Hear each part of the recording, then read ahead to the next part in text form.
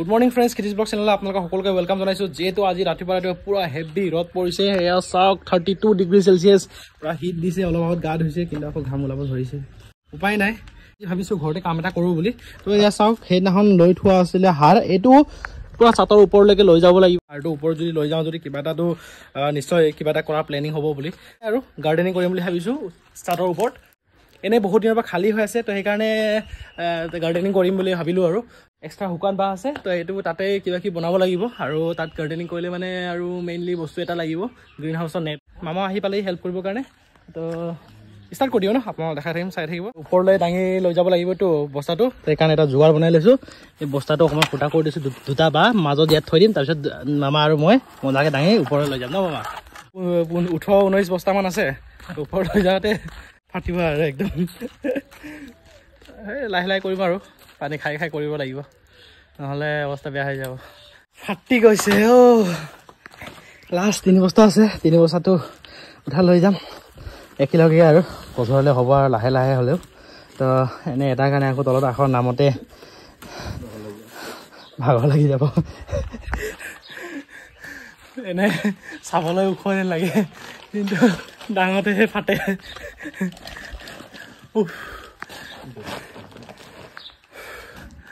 Last দেই, এইটো last.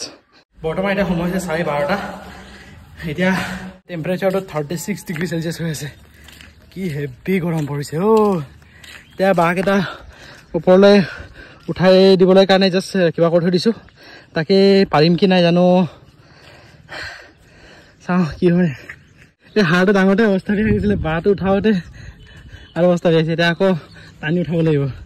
প্লেনিংটো কৰা হ'ল কেনে বনাব লাগে, অকল জাষ্ট এতিয়া বাঁহটো উঠোৱাটোহে এতিয়া মেইন।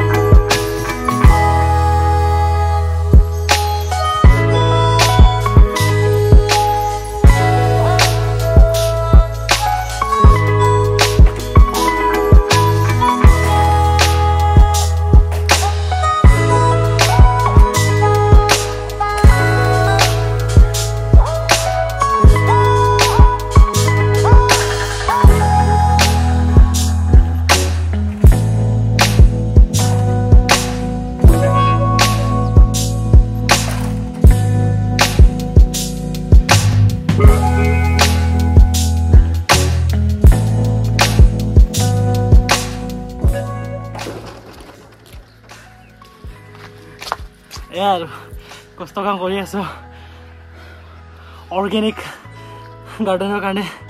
চাটৰ গাৰ্ডেন, চাটটো এনেই ৱেষ্ট নহ'বৰ কাৰণে চাটৰ গাৰ্ডেন এটা বনাব লৈ আছোঁ। ভাত খোৱা হোৱাই নাই, তো খাই লওঁ। ডাঙৰটো হ'লে এতিয়া অকণমান খাই 1-2 ঘণ্টামান ৰেষ্ট কৰি লওঁ, তাৰপিছত আকৌ কামত লাগি দিম। এই ওপৰৰ যিখিনি কাম আছে কমপ্লিট কৰিমেই বুলি ভাবিছোঁ। তাৰপিছত অহা কাইলৈ চাং বনাব আছে, লাও, কোমোৰা, ডাঙুটি এক্সট্ৰা সেইবোৰ লগাম বুলি। আৰু এইটো লাও, কোমোৰা, ডাঙুটি সেইবোৰ বগাবলৈ কাৰণে জেগা লাগে, তো সেইকাৰণে চাংটো বনাব লাগিবই। 2.5 ঘণ্টা ৰেষ্ট কৰি এতিয়া আকৌ কামত লাগিবলৈ আহিছোঁ। মামাই এতিয়া কাটি আছে বাঁহ পচৰ কাৰণে, বস্তু অলপ ষ্ট্ৰংকৈ দিব লাগিব, সেইকাৰণে অলপ ষ্ট্ৰং বাঁহকেইটা ইউজ কৰিছোঁ। আৰু লগত ইয়াত চাইডে বাউণ্ডেৰী বনাব লাগিব, কেলে কি চেষ্টি আৰু ইয়াত মই ত্ৰিপাল লগাই লৈছোঁ। গোটেই সাৰকেইটা ইয়ালৈ শ্বিফ্ট কৰি ল'ম। এয়া চাওক, গোটেই খুলি থৈ দিলোঁ। এইটো অলপ তিতা হৈ আছে, পূৰা মজাকৈ শুকিব লাগিব। আকৌ তললৈ গৈ এইটো লৈ আহিলোঁ, এয়া হ'ল গ্ৰীণ হাউচৰ নেট। বাঁহটো কাটাটো হৈছেগৈ আৰু এতিয়া মজাকৈ বান্ধি দিলোঁ চাইডে। 3টা পষ্ট অলৰেডি লগোৱা হ'ল। তলৰ পৰা ওপৰলৈ বস্তু এটা আনিব গ'লেও মানে অৱস্থা বেয়া হৈ গৈছে। আজি অকণ বতৰটো ডাৱৰীয়া হ'লে ভাল আছিলে, ৰ'দটো দিছে কি হ'ব কি কৰোঁ সময়টো কাকো ৱেইট নকৰে ৰ'দ বৰষুণ বুলি চালেতো নহ'ব ন চাইডে বাৰকেইটা বান্ধা হৈ গ'ল আৰু লগত য'ত উইক হৈ আছিলে এইটো পষ্ট বান্ধা হৈ গ'ল নতুন পষ্ট মানে অলপ ষ্ট্ৰং পষ্ট আৰু তাৰপিছত এই চাইডত বান্ধা হ'ল এই চাইডত ভাবিছোঁ ইয়াতে লাও কোমোৰা বা আঙুৰি বা জিকা ইয়াতে লগাম বুলি ভাবিছোঁ তো ইয়াত এটা চাং বনাব লাগিব 4-5 ফুট 6 ফুট মানৰ চাইজৰ আৰু যাতে মানে মানুহ পাৰ কৰিব পৰাকৈ আৰু কাৰণ মোৰ হাইট আছে 5'7" তাৰে অকণমান ওখ হ'লে মানে বেছি ভাল তাতে ছিঙিব পৰাকৈ আৰু এতিয়া নেটটো কাটা হ'ল কিন্তু ইয়াৰ বহলটো নহয় চাগে তো এইটো 10 ফুট আছে ইয়াত আছে আপোনাৰ 16 আছে তো সেইকাৰণে নহয় চাগে তো এইটো জুৰি চাগে বাৰু কিন্তু এইটোহে এটা টেনশ্যন হৈ আছে তাকে ভাবিছোঁ ডাবলকৈ মাৰিব লাগিব নেকি ডাবলকৈ মাৰিলে আকৌ চিলাব লাগিব এলুমিনিয়াম তাৰ আছে তাৰ লগতে চিলাই দিব লাগিব গোটেই তাৰেদি বান্ধা হ'ল তাৰপিছত এতিয়া মজাকৈ বাঁহৰ লেভেললৈকে পাৰ কৰি দিব লাগিব অঁ হৈ যাব অলপ ওখ হ'লেও বেকাতে হ'লে একো আপত্তি নাই কাৰণ তিৰপাল নহয়তো তিৰপাল হ'লে মানে পানীটো থাকি গ'লে হয় কিন্তু এইটো পানীটো থাকি নাযায় আৰু এনেকুৱা হ'লেও তললৈকে যাবগৈ পানীটো প্ৰথমবাৰ চব্জি খেতিলৈ সোমাইছোঁ তো ভাবিছোঁ অৰ্গেনিক কৰিম বুলি একো পেষ্টিচাইডছ বগেৰা একো নাঢালোঁ জাষ্ট অৰ্গেনিক খানা খাব লাগে হেল্থৰ কাৰণে ভাল লাইফো অকণমান বাঢ়ে বোলে চাওঁ কি হয় ন কাম কৰিছোঁ বুলি সময় গম নাপালোঁ এতিয়া সময় হৈছে 5:30 তো আজি বৰষুণ দিও হৈ আছে বতৰ চাইছে নাই একদম ডাৱৰীয়া হৈ গৈছে আৰু ধুমুহা আহিছে আমাৰ ইয়াততো ধুমুহা বৰষুণ কেতিয়াও ক'ব নোৱাৰোঁ আৰু এয়া চাওক ঢাকি দিলোঁ ওপৰা ওপৰি বস্তাৰ পাই তাৰপিছত এতিয়া দেখা বিচাৰিছোঁ যিমানখিনি পাৰোঁ ইমানেই কৰিলোঁ আৰু ইয়াতকৈ বেছিতো নোৱাৰিলোঁ ভাগৰি গৈছোঁ আৰু যিহেতু ওপৰৰ নেটটো লগাওঁতে বহুত সহজ বুলি ভাবিছিলোঁ অকণমান চুটিয়ে কাটি পালোঁ দীঘল হ'ব বুলি ভাবোঁতে অকণমান চুটি হৈ গ'ল এনেকুৱা টাইপ হৈ গৈছে আৰু তো এয়া চাওক ফাইনেলি ওপৰা ওপৰি দেখাই দিছোঁ আৰু দেই অলপ আগত ধুমুহা আহিছিলে তো তেতিয়াতো ওপৰা উৰুৱাই লৈ গৈছিলে